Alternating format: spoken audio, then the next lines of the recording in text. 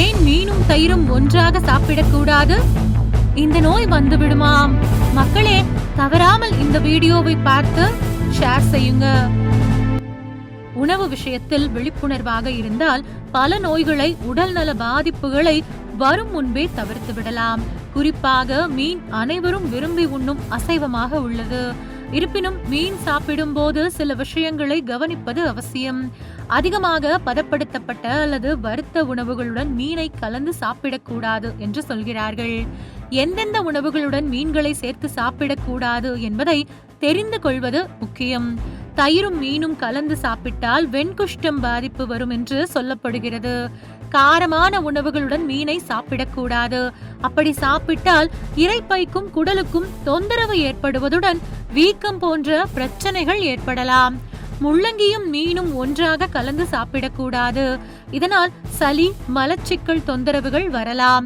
மீனும் முள்ளங்கியும் ஒன்றுக்கொன்று எதிரெதிர் குணங்கள் கொண்டவை. மாவுச்சத்து நிறைந்த உருளைக்கிழங்கையும் மீனையும் சேர்த்து சாப்பிடக்கூடாது. அப்படி சாப்பிட்டால் கூடுதல் கலோரிகள் மற்றும் கார்போஹைட்ரேட்டுகள் கிடைப்பதுடன் செரிமான அமைப்பை மந்தமாக்கிவிடும். கீரைகளுடன் சேர்த்து மீன் சாப்பிடக்கூடாது. இது செரிமான பிரச்சனைகளை தந்து மந்தம் ஏற்படுத்தும். முட்டை மற்றும் மீன் சேர்த்து சாப்பிடக்கூடாது.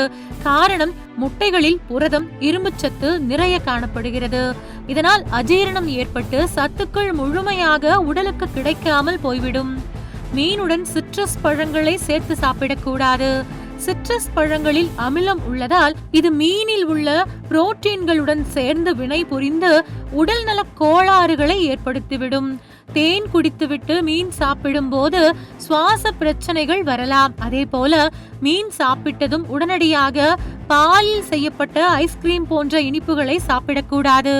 அந்த வகையில் தயிரையும் மீனையும் ஒன்றாக சாப்பிட்டால் விட்டிலிகோ அல்லது வெண்குஷ்டம் வந்துவிடும் என்று கூறப்படுகின்றது.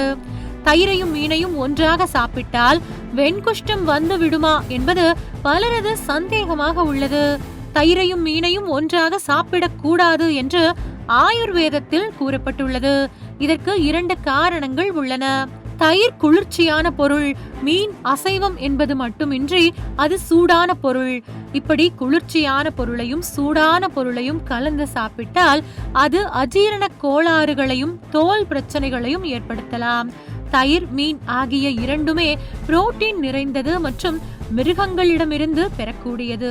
இப்படி கலந்து சாப்பிடும் போது அது அதிகமாக கோளாறு ஏற்படுத்தலாம். எனவேதான் தயிரையும் மீனையும் ஒன்றாக சாப்பிடக்கூடாது என்று நமது முன்னோர்கள் கூறியிருக்கின்றனர். உங்கள் தின சேவல்.